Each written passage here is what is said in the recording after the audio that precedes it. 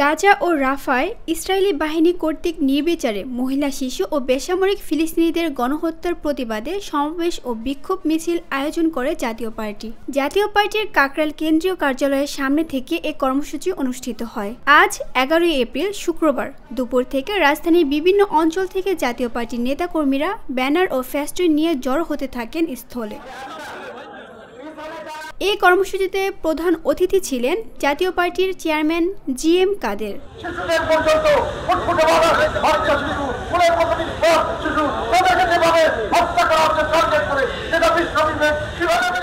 এতে সভাপতিত্ব করেন জাতীয় পার্টির মহাসচিব মুজিবুল হক চুন্নু। জাতীয় পার্টির কেন্দ্রীয় নেতারা এ সময় ইসরায়েলি গণহত্যা ও ফিলিস্তিনিদের ওপর হামলার প্রতিবাদ জানায়। এ সময় কেন্দ্রীয় নেতাদের পাশাপাশি বক্তব্য রাখেন মহানগর দক্ষিণ ও উত্তরের নেতাকর্মীরা।